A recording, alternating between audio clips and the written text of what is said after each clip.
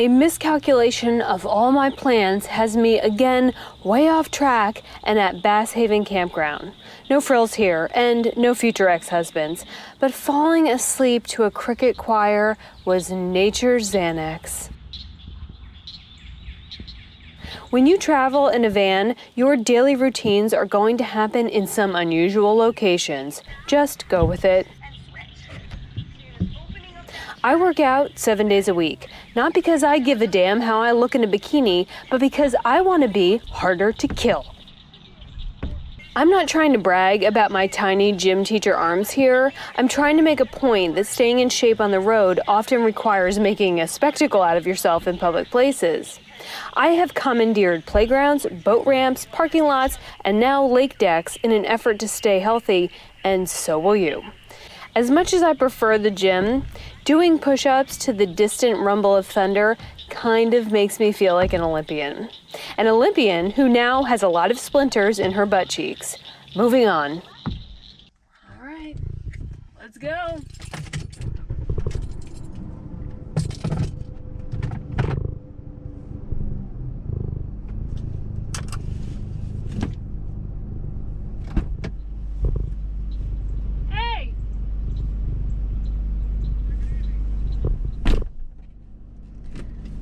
Making friends everywhere I go. I think they're kind of afraid of me, which is good. All right, let's do the damn thing. Oh shit, what is your oh, the brake. Still learning. Still a bad driver. Already severely detoured. Let's just see what this little town has in store. Well, I was not supposed to be here. I am in DeFuniak Springs, Florida. What happened was, after I left Mexico Beach, we saw all the devastation down there, I naively forgot, and I should know this because it happened to Wilmington, North Carolina after Florence, that you still have thousands and thousands of displaced people, and all the campgrounds were full, all the hotels were full, Airbnbs, everything was full. So I had nowhere to stay, and I ended up in Panama City, which I would rather set myself on fire than hang out with the spring breakers in Panama City. So I headed straight north and just looked for any campground that would take me, and I randomly in DeFuniak Springs, who knew? And another spring, so this one not as neon tropical blue as another.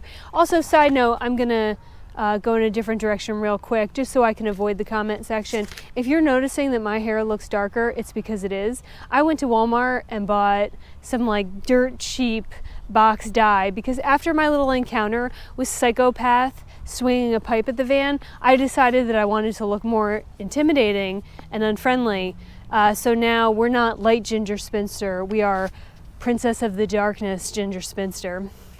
Whatever, it was an adventure. I nearly killed myself on the fumes in the van, but who cares, I'm still here.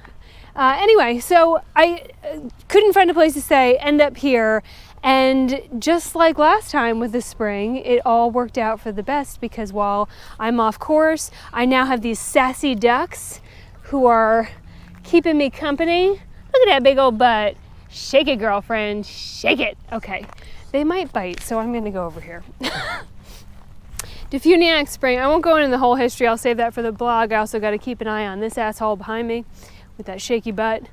But this is the one of two perfectly circular natural springs in the world, at least according to the visitor center. The lady there, she's lived here for 40 years. She said, perfect circle, and the only other one is in Sweden, so that's pretty cool. Now, if I was doing the van life thing right, I would have a $2,000 drone where we could get up and see if it's a perfect circle. But if I have $2,000, it's not going in a drone. It's going to pay my bills.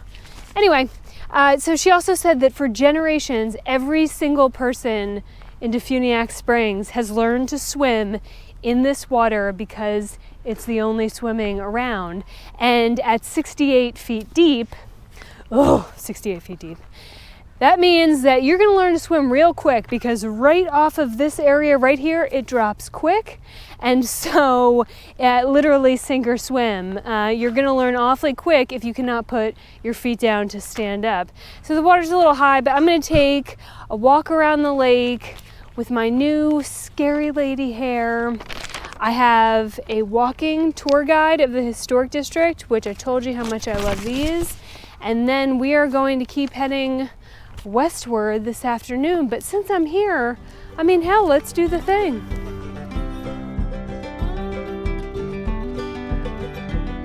Hey!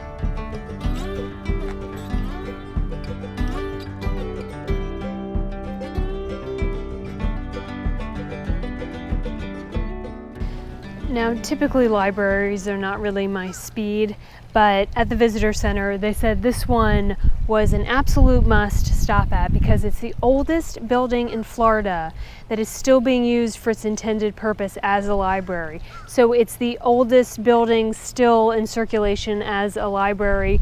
I think the other one is in St. Augustine, but they don't use that as a library anymore. So that's pretty neat. I still wasn't really sold, but then she said that bats migrate up through this area, and apparently the only time they've had an issue where they thought they might have to actually close their doors as a library was when there was like a period of years where the bats were migrating up and then taking refuge in the attic of this old building. Now the bats are endangered, whatever this species is, the bats are endangered, so you can't kill them and you can't exterminate them. So the library had to just let them go up there in their love shack and like do their thing and wait until they, you know, stopped getting frisky and took their little bat babies and took off before they could get up there and like really do anything about it. So I think that taking a little look at Ye Old Bat Sex Dungeon is totally worth our time. She also said that they've got some cool music box in there. I don't know what that's all about, but let's just go check it out. Inside the library, I meet my new best friend and keeper of the magic music box crank. The handle is taken off after every turn, so tourists don't play with this late 1800s device. Fact, I would have totally played with it.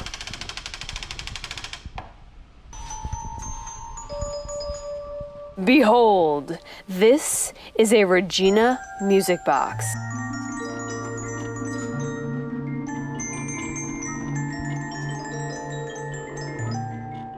I stood there for an uncomfortable amount of time with my jaw hanging down. How absolutely charming.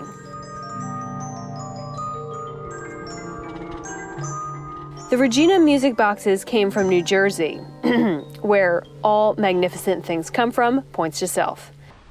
When I turn the crank, each metal plate is hand punched, and as the holes hit the small gears underneath, spinning on a pivot, a melody pours out.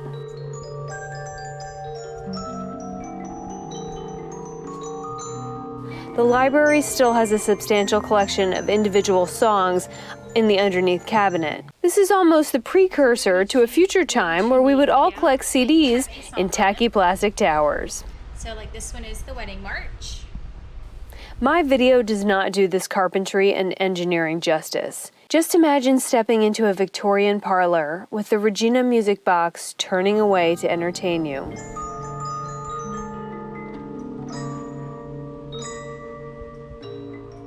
Somewhat amused by my complete thrill over their antique surround sound system, I get 2 bonus prizes for stopping in. In a glass case, books that are original to the building are held for preservation, but one is rather new. To Kill a Mockingbird, published in 1960 by Harper Lee.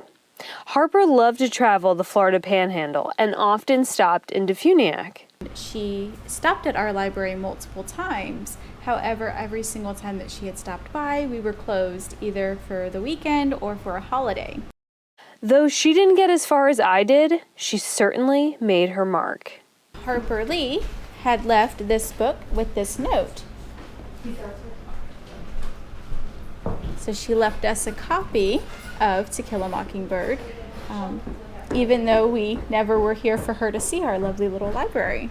Do y'all feel bad that she couldn't get in on this? Of course we do. Is there a little guilt there? A little bit. So why did she want to get in so bad? Because we're historic. You know, she probably heard about our little library and wanted to check us out because we opened in 1887. So even in the 60s, we were considered an old building. So she had a signature for her general population and one for friends. And this is actually her friend's signature. I got a magic music box and touched an original copy of fellow history babe Harper Lee's masterpiece. I could stop this trip right now and be satisfied, but they have one more surprise. All right, I gotta show you this one now. Pulling another book from the case, my librarian asked me if I knew what a bookworm was. Have you ever heard of a bookworm? Well, Yeah. duh.